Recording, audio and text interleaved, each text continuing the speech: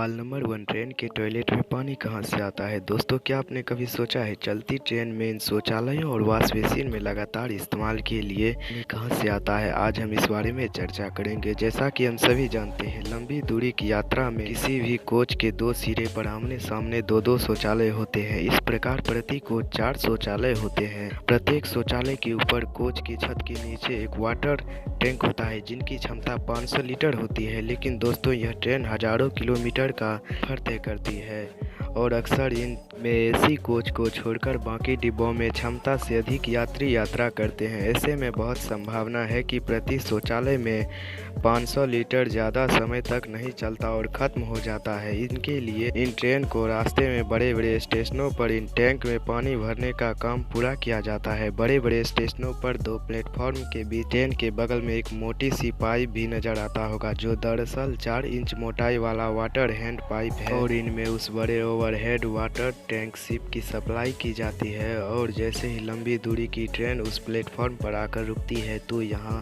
पहले से तैनात ट्रेन वाटरिंग कर्मचारी इन फ्लेक्सिबल पाइप में प्रत्येक डिब्बों के अंदर ट्रेन वाटर फिलिंग पाइप के साथ जोड़ने वाले को खोल देते हैं और कोच में दोनों तरफ स्थित शौचालय के ऊपर छत के नीचे लगाए गए वाटर टैंक एक बार फिर से भर जाते हैं। और इस तरह हमें शौचालय और वॉश बेसिन में इस्तेमाल करने के लिए लगातार पानी की आपूर्ति होती रहती है।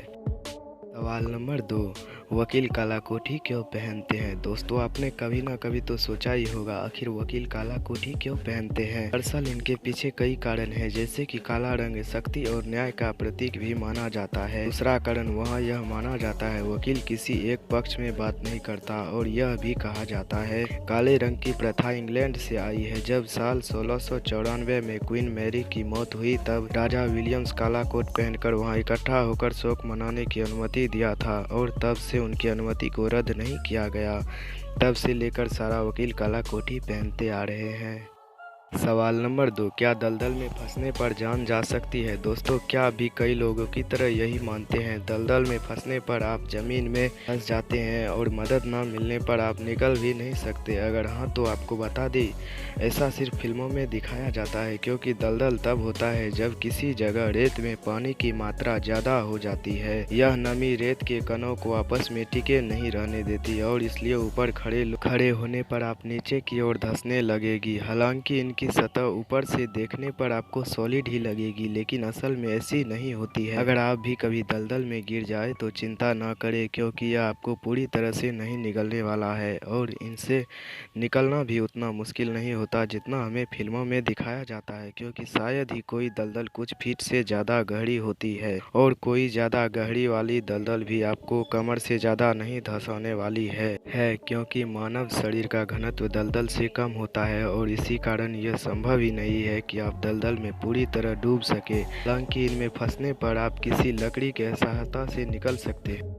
सवाल नंबर 4, अब ज़्यादातर फ़ोन की बैटरी क्यों नहीं निकलती? दोस्तों, आप लोगों ने भी गौर किया होगा, आजकल लॉन्च होने वाली फ़ोन में बैटरी रिमूवल नहीं होती है, यानी कि आप फ़ोन से बैटरी नहीं निकाल सकते हैं। इनके पीछे कई कारण हैं, जैसे कि रिमूवल मोबाइल बैटरी न होने से फ़ोन ज़्यादा मॉडर्न और स्टाइलिश दिखते हैं और यह वाटरप्रूफ भी होते हैं। और यदि मोबाइल में बैटरी होते तो वाटरप्रूफ नहीं हो सकता। और रिमूवल बैटरी होने के एक फ़ायदे हैं, जो नॉन रिमूवेबल बैटरी होती है उनकी लाइफ सिर्फ 24 महीने होती है, उनके बाद उनकी बैटरी जल्दी ख़त्म होने लगती है। और यह समस्या रिमूवेबल बैटरी में नहीं होती है, क्योंकि 24 महीने के बाद आप उनकी बैटरी बदल सकते हैं और उनके बाद वह फिर से नई जैसे काम करने लगेगी। सवाल नंबर 5, ग्लास कैसे बनता है? दोस्तों, ग्लास जिनका उपयोग हम अक्सर करते हैं के अगल बगल में भी काफ़ी चीज़ें ऐसी होगी जो ग्लास की बनी होती है। तो आखिर ग्लास बनता कैसे है, चलिए समझते हैं। सबसे पहले ग्लास 2 प्रकार के होते हैं, पहला सामान्य ग्लास और दूसरा स्पेशल ग्लास, जैसे कि बुलेट प्रूफ ग्लास आदि। ज़्यादातर चीज़ें सामान्य ग्लास से ही बनाई जाती है और सामान्य कांच बनाने के लिए रेत का उपयोग किया जाता है। ऐसा रेत जिनमें सिलिका ज़्यादा मात्रा में हो, करीब 98% सिलिका वाले रेत ही उपयोग ग्लास में किया जाता है और इनमें चूना तथा सोडा मिलाया जाता है, जिसमें 75% रेत होती है, 15% सोडा और 10% चूना होता है और इसे अच्छी तरह से मिक्स किया जाता है, जिनमें छोटे छोटे रेत के कण होते हैं। फिर इन सब को ग्लास के मेल्टिंग पॉइंट पर गर्म किया जाता है और जब यह मिक्स होकर लिक्विड बन जाता है तब इन्हें अपने मनपसंद आकार दे दिया जाता है। और कई बार जब ग्लास गर्म होता है तभी उसमें केमिकल्स भी डाल दिए जाते हैं जिससे उसमें रंग आ जाए।